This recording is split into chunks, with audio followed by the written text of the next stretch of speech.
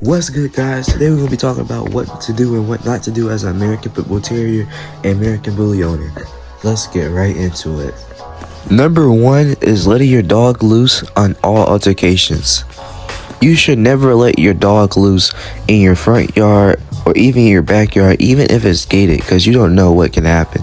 I don't recommend walking your dog up the street with your dog being loose, whether that's a pit bull or American bully, because people can have their dogs in their yard that's loose, like small little dogs, chihuahuas and etc. out, and then your dog go attack that dog or the person standing in their yard. It's so unnecessary to let your dog loose. You should not do it, especially with these powerful and strong dog breeds.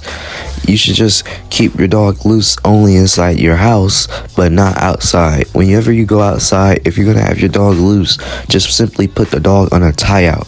Simple as that, so the dog will never be out of your sight. And you can watch him, and it'll be more safer for him to be on tie out than being loose, because he can wander away and off to the woods. Especially if you keep your dogs loose and don't watch them in your backyard, even if it's gated. They could be trying to make an escape route, and when you come back, you would never know what's been going on, because the dogs won't show you this escape route. But that's just some theories I wanted to show y'all guys. But you should never let your pit bull or American bully loose, ever. If you even notice, when I do my bath videos, I even still have King tied up, or I'm just crunching him and I'm actually close to the door. That way it would never be some type of emergency where somebody gets hurt. Now, it's one thing to play with your dogs, but it's another thing to provoke your dogs. One thing is provoking your dogs is teasing them, hitting them, being abusive to them, tormenting them, and just being an all-out, just terrible owner in general. Like, just straight up hitting them for no reason, and then they get mad, and then let's say they nip at you, but you're the one that really started it because you provoked them.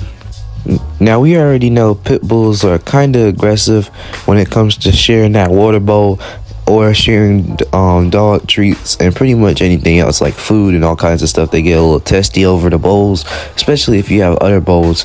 But here's the thing. One thing you should never do is let your dogs be alone together, especially when you're not watching them, because they could get into a fight. It could be a fight over something so simple, and you wouldn't want that. That's why it's actually important to watch your dogs. To be honest with you, if you're going to take a break and leave both of your dogs outside, I wouldn't leave them in the same enclosure.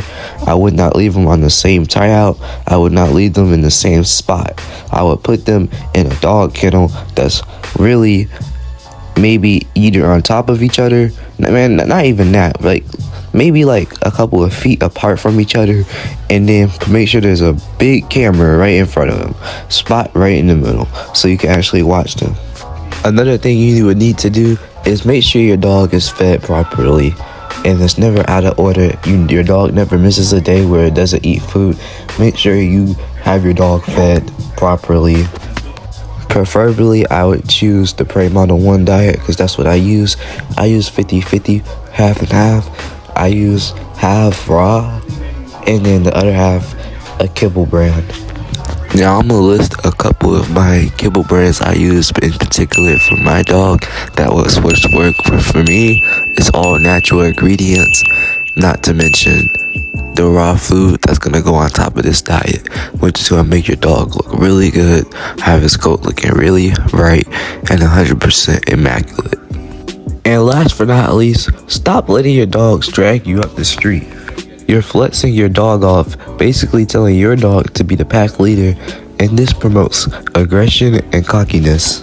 Now your dog thinks it's the best wherever it goes in public. So the tail's up, ears up. At dog parks, this promotes fights. It's just plain ridiculous. Now your dog's not even socialized. All that socialized training is out the window, because now you're just telling your dog to flex on every dog it ever meets in the world, whether it's a small dog, medium dog, or a large one. Well, alright guys, that's gonna do it for this video. Make sure you guys looking strong out there. And yeah guys, hope you guys enjoyed another banger. I am